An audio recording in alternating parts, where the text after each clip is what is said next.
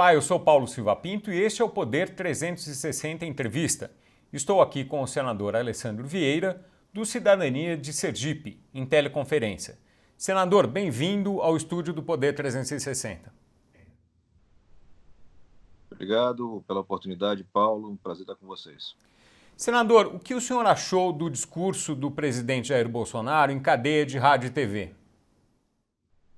É um discurso absolutamente equivocado, irresponsável. O presidente Jair Bolsonaro insiste em permanecer numa bolha de uma certa dose de ignorância, indo na contramão daquilo que a imensa maioria dos países vem fazendo, do ponto de vista de medidas sanitárias e medidas econômicas. Porque eu faço questão de registrar, até agora o governo não publicou nenhuma medida para garantia da renda mínima do cidadão, o que deveria ser a primeira medida a ser editada. Que medidas vão prevalecer no país? As medidas que os governadores já tornaram públicas ou as que o governo está sugerindo que vai tomar em termos de restrição de circulação vertical, só para alguns grupos específicos? Me parece que o Supremo já começou a caminhar no sentido de regular essa relação. Você tem já uma decisão liminar, se não me engano, do ministro Marco Aurélio, lembrando que você tem uma competência concorrente entre os entes federados para regular essas matérias. É muito claro que existe uma necessidade de um certo isolamento. Você pode ter gradações, você pode ter dosagem, o que você não pode ter é uma divergência de leituras e uma confusão para o cidadão. O cidadão recebe pela manhã uma ordem, pela tarde outra, à noite uma terceira. Isso gera um prejuízo muito grande para a logística, para a eficiência e para a saúde, em última instância. Acredito que, no final das contas, vai prevalecer o bom senso e hoje o bom senso está com os estados. O senhor acha que a preocupação do governo federal de não deixar a economia ser por demais afetada nessa crise, ela se justifica? Ela justificaria uma restrição talvez amenizada ou não? Você não pode trocar vidas por dinheiro. Isso me parece bastante básico e está na nossa Constituição, na gradação de importância que tem os bens. A vida é o bem maior. Então, toda providência deve ser tomada para garantir a segurança da saúde dos brasileiros. Se isso for feito com boa coordenação, respeitando as melhores sugestões dos especialistas, você reduz o dano para a saúde e reduz também o dano para a economia. O problema dessa gestão Bolsonaro é que você tem muito claramente uma divergência entre os técnicos e aqueles que têm um comando político. Uma das propostas do governo, a partir de um pedido dos governadores e prefeitos, é de dar uma carência para o pagamento das dívidas. Isso teria que ser enviado por projeto de lei complementar ao Congresso, às duas casas do Congresso, e ser aprovado com maioria, com quórum qualificado. Quais o senhor acha que são as chances disso ser aprovado? As chances são muito amplas. O Congresso, majoritariamente, tem boa vontade em fazer uma rápida tramitação, apesar das restrições do momento, mas a satisfação dessas necessidades, que podem estar num projeto de lei complementar, em parte podem estar na medida provisória, e pode também estar em decretos legislativos. O importante agora é usar as ferramentas mais rápidas para dar o resultado. O senhor acha que seria possível resolver isso por decreto legislativo, sendo um assunto de dívida? Sim, me parece que é possível, regulamentando de forma mais clara a questão do estado de calamidade. Se a gente descer mais a detalhe daquilo que está previsto para esta situação de absoluta calamidade pública, é possível regular também essas questões de diferimento de prazo de pagamento de dívidas e coisas parecidas. Mas eu lembro que o governo vem editando medidas provisórias caminhando para esse sentido. O ponto que está com a lacuna grande continua sendo a renda mínima do cidadão. Você não tem como implementar medidas de isolamento sem garantir que o cidadão vai ter recursos para sobreviver. Não faz o menor sentido. Vai gerar tumulto nas ruas, vai gerar desespero, e é tudo que a gente não precisa nesse momento. Então, se o governo botar o pé no chão e juízo na cabeça, ele começa a regular pela renda mínima do cidadão, garantindo que ele possa ter a subsistência.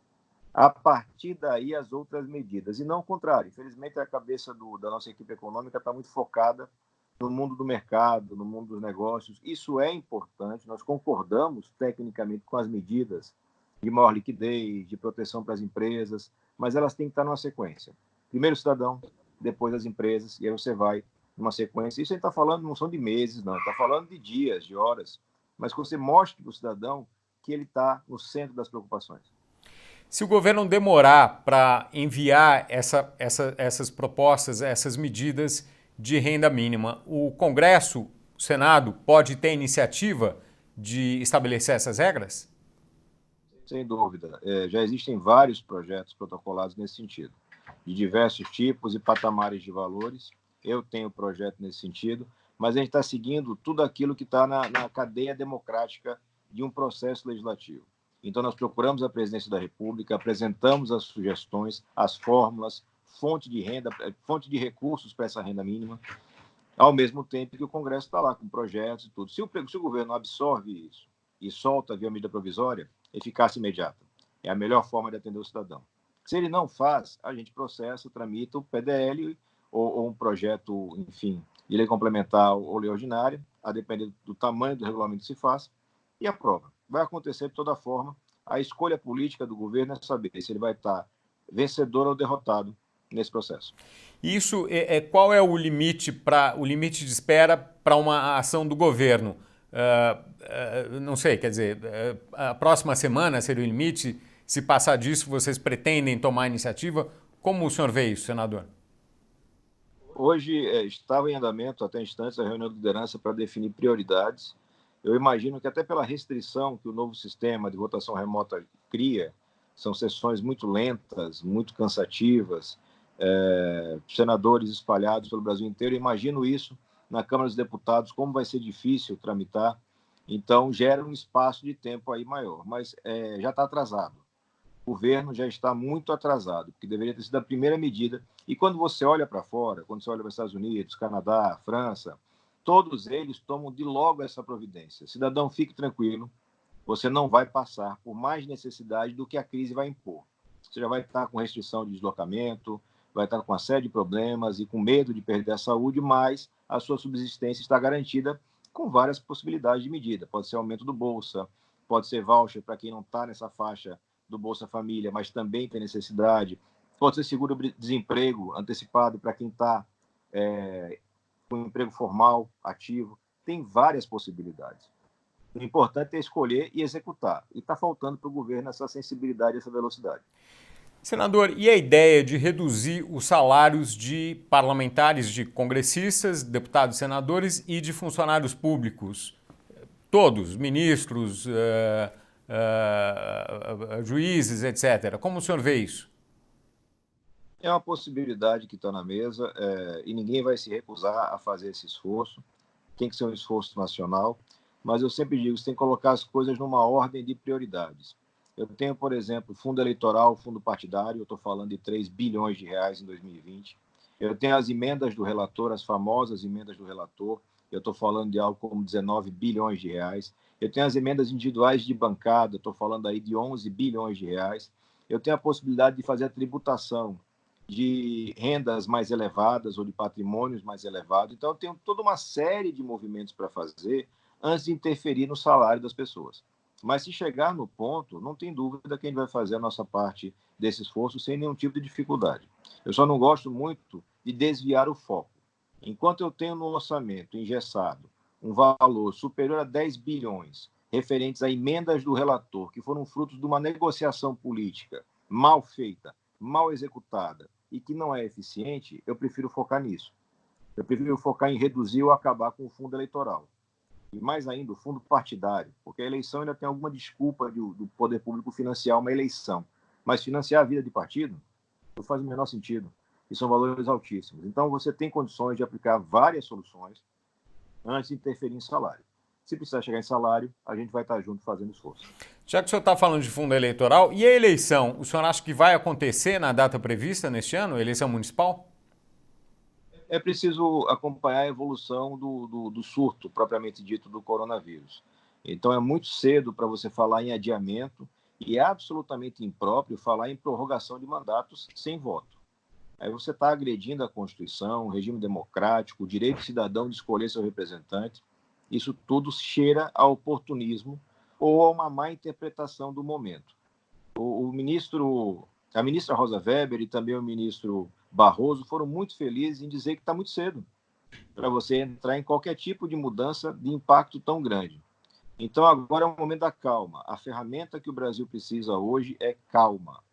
Calma e consulta a boas práticas, aos bons especialistas para a saúde, para a segurança, para a economia. E executar essas ações, e depois a gente verifica o que vai acontecer com o processo eleitoral de 2020. A hipótese de adiamento da data do pleito seria por emenda constitucional. A prorrogação de mandato, o senhor acha que ela é possível por emenda constitucional também, caso seja necessário, ou não?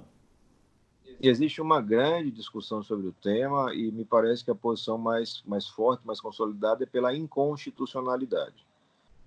E me somo a essa corrente.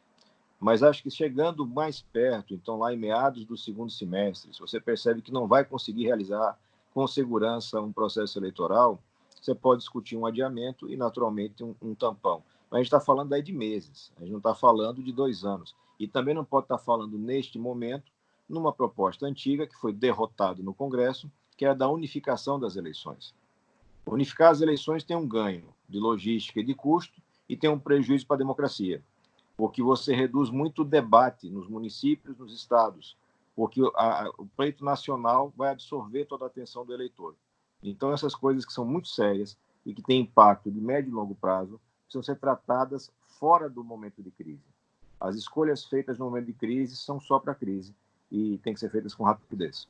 Senador, o senhor defende muitas mudanças estruturais, especialmente relativamente ao judiciário, mas não só. Como ficam essas reformas, essas grandes mudanças, neste período em que a gente está vivendo? Nós continuamos trabalhando nos projetos. Ainda hoje pela manhã a gente estava revisando um texto da coletânea de contribuições que a gente vem recebendo para uma proposta de reforma do judiciário, mas é evidente que a tramitação e o debate público vão ficar para depois da crise. Você não pode ter essa confusão de momentos, porque o risco de errar quando você está na crise é muito grande. Errar na dose, errar no momento. Então, essas discussões elas têm que ficar fora desse período. Agora a gente cuida da crise. Primeira etapa, garantir a saúde das pessoas. Isso passa por renda mínima, isso passa por recursos da saúde e garantia de logística. No passo seguinte, a recuperação da economia.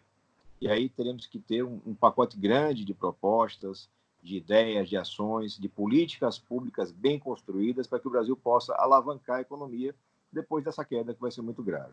E, em seguida, a gente trata de questões de sistema político, reforma do judiciário, cada coisa no seu dia para não ter confusão. Voltando às regras especiais aqui dessa situação que a gente está vivendo, um temor que existe é que entre as medidas seja aprovada alguma coisa que traga o poder de o executivo determinar restrição a liberdades, a comunicação, a informação, enfim. O que o senhor acha disso? Eu acho que não existe necessidade de nenhum tipo de restrição às liberdades individuais. O Brasil já viveu numa ditadura, sabe, quem tem um mínimo de responsabilidade sabe que viver em uma ditadura é uma coisa extremamente negativa. Então, não há nenhum tipo de espaço ou ambiente para que propostas dessa natureza sejam aprovadas. Mas eu chamo a atenção para esse conflito permanente e crescente da federação, estados contra municípios. Isso é muito negativo e pode ser usado em algum momento como desculpa, como justificativa para poder tentar aprovar, emplacar alguma medida dessas mais graves. Ele não vai permitir que isso aconteça, com certeza. E o senhor acha que há o risco de ser aprovado no meio das medidas? Quer dizer, no estado de calamidade mesmo, existia alguma regra ali que permitia isso que foi retirada. O senhor acha que há risco de algum contrabando ser aprovado em alguma medida e aí lá na frente, quando se vê, há uma previsão legal para o estabelecimento de medidas restritivas? É justamente o que a gente vem cuidando. Apesar da gravidade do momento, da urgência das demandas, você tem que ter um respeito à boa técnica. E aí nós temos não só parlamentares com muita qualidade, mas também assessoria, a imprensa livre, fazendo essa fiscalização. As propostas têm que tramitar de forma transparente. As pessoas têm que ter consciência do que está sendo votado, para que se possa apresentar contribuições. Ontem votamos, por exemplo, uma MP que é importante para melhorar a arrecadação, para melhorar a vida do contribuinte brasileiro, matéria que demorava muito, já tinha muito tempo se tentando resolver isso, mas dentro da MP você teve inseridas em última hora aqueles chamados jabutis, né, o contrabando legislativo, matéria estranha totalmente ao conteúdo. Então é preciso atenção para você poder remover isso sem prejuízo para a sociedade. A gente está tendo esse cuidado. Senador, já caminhando para o final da nossa entrevista, mais duas perguntas só. Uma delas é a seguinte: que país o senhor acha que vai emergir dessa situação que a gente está vivendo? As coisas vão voltar ao que eram antes ou não exatamente? O que o senhor acha disso? Quando você tem uma situação de crise desse tamanho, a gente está falando da maior crise, provavelmente, do último século. Você tem certamente um país diferente surgindo lá no final do túnel. Você tem a possibilidade de ter as instituições mais fortalecidas, o cidadão mais atento e mais perceptivo, compreendendo melhor o que acontece na gestão da sua vida. A economia deve ter mudanças significativas e a gente espera que sejam positivas, no sentido da melhoria do acesso ao crédito, garantias para que você possa ter mais investimentos, melhores investimentos, mais empregos, mas a vida que nós tínhamos antes da existência desse surto, ela provavelmente não existirá mais. Senador, para finalizar, o senhor, enfim, houve caso, o presidente do Senado está com a Covid-19. O senhor fez o teste para o vírus? Não fiz o teste, eu não apresentei nenhum tipo de sintoma, nem eu, nem minha família. Como tive contato com ambientes e com pessoas que estavam contaminadas, eu cumpri o período de quarentena, de isolamento em casa, para evitar qualquer tipo de risco, e hoje, aparentemente, não tem mais nenhuma preocupação. Eu tenho brincado aqui, se pegar o vírus agora vai ser perto de casa, não vai ser mais no contato com os senadores em Brasília. O que vai ser grave porque vai mostrar que Sergipe tem contágio local, né? Isso não seria desejável, né? Enfim. Com certeza, final. Senador, o senhor quer acrescentar alguma coisa antes de a gente finalizar? Não, agradecer e parabenizar pelo esforço, pelo trabalho nessas circunstâncias. A gente sabe da dificuldade técnica, de logística. Os profissionais que estão aí estão correndo o mesmo risco que correm aquelas pessoas que estão na rua mantendo a limpeza, mantendo a segurança. E é muito importante. A imprensa tem um papel fundamental nesse momento e vocês aí fazem isso com brilhantismo. Parabéns e obrigado pelo espaço. Senador Alessandro Vieira, muito obrigado por essa entrevista ao Poder 360.